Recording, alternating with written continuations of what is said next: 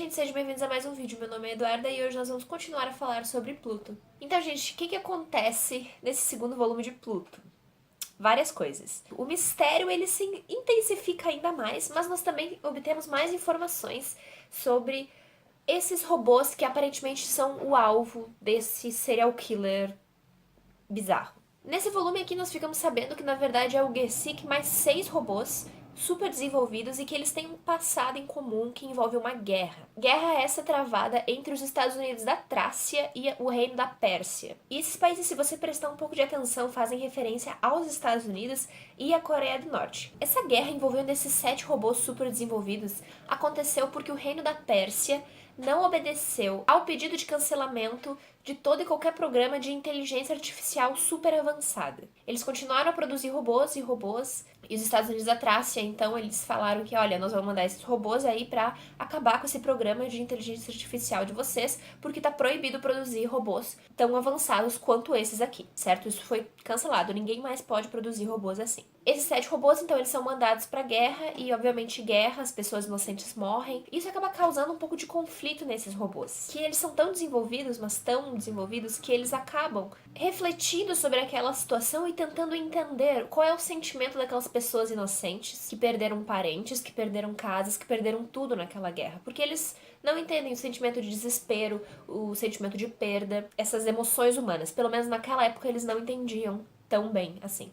E bom, a partir disso, você começa a observar um padrão nos assassinatos. O primeiro foi o Mont Blanc, o segundo foi um outro robô que foi assassinado nos céus da Escócia, que eu acabei não falando sobre ele no primeiro vídeo, porque eu não achei que fosse tão importante assim, mas agora eu tô mencionando ele, porque ele é um desses 7 robôs que foi enviado pra essa guerra. Você tem também o amigo do Gesick, que é um lutador, enfim, ele é super famoso e tal. E tem um outro robô que também é amigo do Gesick, e ele também é um lutador. O nome dele é Hércules. E esses 2 robôs lutadores que estavam na guerra e são amigos, eles também se conhecem e tal. E você também é apresentado a um quinto robô, que é esse menininho aqui, o Atom. Ele é um robozinho que tá no Japão e ele é dito como o mais avançado de todos.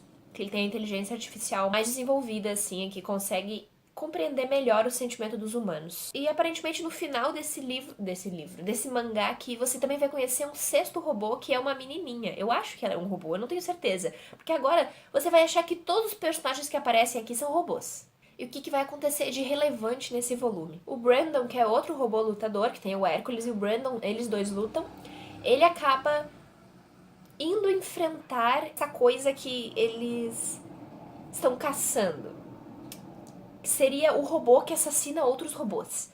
Mas a gente não sabe se é um robô, então eu vou chamar de coisa. Ele foi atrás, então, dessa coisa que aparentemente foi ela quem matou o Mont Blanc lá no primeiro volume, então ele queria vingança. Eu não explica muito bem como que ele encontrou essa coisa, mas ele vai lá e ele acaba morrendo. E depois desse acontecimento, o Gesick começa a ficar desconfiado que as memórias dele podem ter sido alteradas. E ele acaba voltando para conversar com aquele robô assassino, lá do primeiro volume, o robô que matou outro ser humano. E eles trocam os chips de memória, só que o Gesick não consegue ler a memória desse robô. E justamente por no final do volume eles começarem a abordar esse assunto das memórias, você tem uma espécie de comparação entre as memórias dos robôs e as memórias dos humanos. Porque nós, humanos, temos a capacidade de esquecer o que é uma coisa boa. Porque nós precisamos esquecer dos detalhes dos momentos ruins. Por exemplo, você sofre uma perda familiar e doeu muito porque era uma pessoa muito importante pra você.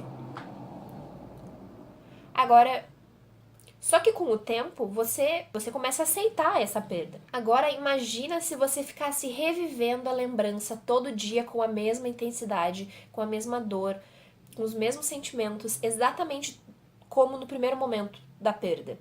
Isso seria horrível, seu cérebro entraria em colapso. Então esquecer é muito importante para nós humanos. E os robôs não têm essa opção. Os robôs lembram de tudo o tempo todo. Se você precisa acessar algum dado preciso, você só basta perguntar para eles, porque a memória deles é perfeita. Eles sempre vão lembrar de tudo. E o único jeito de apagar as memórias dos robôs é deletando tudo. Então esse volume 2 vai focar nesse aspecto, humano versus robô. No primeiro volume foi a questão da perda, a questão da morte. E, enfim, o Mont Blanc, que era um robô muito amado por todos, morreu. E as pessoas se emocionaram, elas choraram, fizeram um funeral pro robô. E o Gesicki parecia ficar triste por isso, mas ele não parecia sentir na mesma intensidade que os humanos. E agora, nesse segundo volume, ele aborda a questão da memória, que os seres humanos podem esquecer e os robôs não podem esquecer, a não ser que a memória deles seja completamente apagada e reiniciada. O mangá vai acabar com o Hércules, o amigo do Brandon, que morreu, descobrindo que a coisa que o Brandon foi destruir no meio do oceano não foi destruída e que ela tá viva.